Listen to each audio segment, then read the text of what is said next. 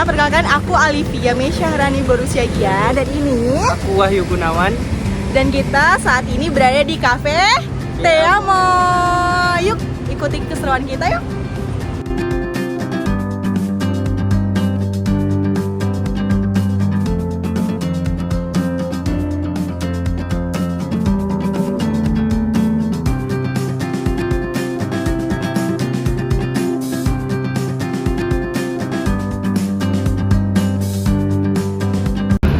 Bang, selamat siang. Siang. Sama siapa nih Bang? Oh iya, saya Lukman, pengelola dari Damo Coffee and Resto ini. Kami boleh nanya sebentar ya Bang? Oh aman, boleh.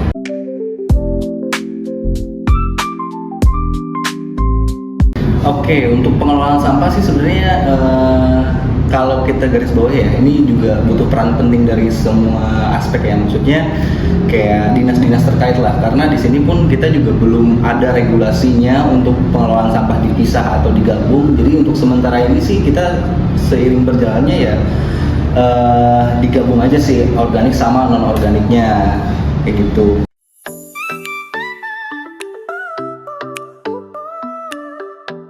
Listrik sih sebenarnya ada. Jadi kita juga di sini pakai smart light. Jadi dia bisa otomatis lah kayak di timer gitu. Misalkan untuk di timer sore tuh lampu mana saja yang hidup. Terus kalau misalkan pagi tuh mana aja yang hidup. Jadi dia nanti mati hidupnya tuh otomatis gitu. Kalau untuk air sih sejauh ini ya mungkin sama saja ya sama resto-resto yang lain masih pakai sistem yang manual ya. Maksudnya manual ini kayak kita cuma pakai torrent. Nanti kalau misalkan torrentnya itu penuh ya stop sendiri gitu loh.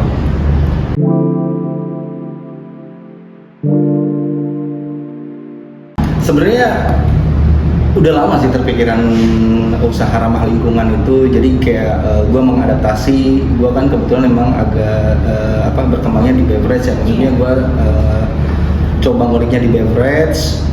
Jadi beberapa sirup itu gue bikin dari sampah-sampah. Maksudnya sampah ini yang organik ya, yang sehat lah, bukan sampah plastik gitu kan. Jadi ada beberapa sirup yang kita daur ulang dari sampah, itu contohnya dari kulit pisang yang biasa orang buang ya. Iya deh, kita daur ulang jadi sirup gitu. Jadi di sini ada produk. Kebetulan nanti ada keluar juga matcha series dan itu ada yang pakai daur ulang si kulit pisang tersebut. Jadi untuk bahan organiknya kita juga di sini memaksimalkan lah. Gimana caranya kita memaksimalkan, ada motto juga dari kita yaitu zero waste. Jadi kita mengusahakan sesedikit mungkin kita membuat sampah gitu. Jadi supaya nggak terlalu banyak sampah yang dibuang gitu.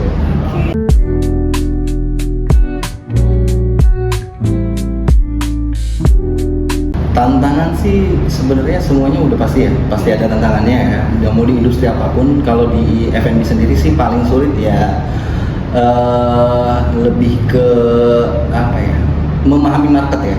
Karena buat aku pribadi sih sadar ya, untuk market di zaman sekarang lah ya lebih fluktuatif lagi, lebih bermacam-macam lagi. Jadi kita sebagai pengusaha F&B harus bisa beradaptasi dengan selera mereka yang tiba-tiba suka ngikutin tren. Jadi kita juga harus sering update lah. Itu sih tantangannya. Kalau untuk tantangan ke energi ya, bidang energi sama pengelolaan sampah kayak gitu sih, menurut saya sih itu bukan tanggung jawab kita juga. Maksudnya bukan cuma tanggung jawab kita, tetapi memang itu harus dari tanggung jawab semua aspek lah yang saya bilang tadi, kayak ada dinas yang terkait. Jadi supaya mengeluarkan regulasi lah kepada pengusaha-pengusaha, bukan cuma F&B aja, tetapi pengusaha-pengusaha yang lain untuk bisa ikut menjaga kelestarian lingkungan kayak gitu sih.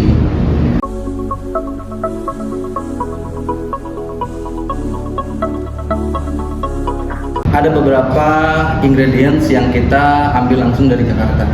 Jadi kita nggak cari di sini karena memang agak susah ya untuk cari ingredients yang di sini karena memang culture-nya agak sedikit beda gitu loh. Terus tetapi kita juga di sini ada beberapa yang kerja sama supplier besar lah contohnya. Terus ada dari pasar juga. Jadi kita juga nggak semuanya kita lempar dari Jakarta sini gitu. Kita juga ada beberapa ingredients yang kita bisa manfaatkan di daerah sini gitu.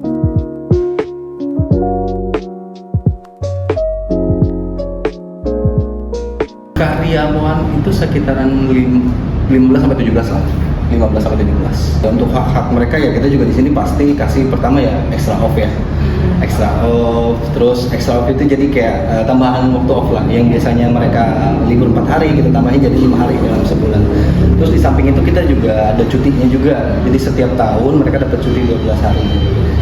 Ya, terus ada THR juga udah pasti ya. Jadi semuanya udah pasti ada THR-nya. Selain itu sih paling ada service sama staff meal gitu sih, dan paling lebih ke arah mengarahkan mereka ya supaya mereka juga bisa passion di industri ini gitu kan. Jadi mengarahkan mereka supaya mereka juga mau belajar dan ikut membangun industri F&B yang sehat itu sih.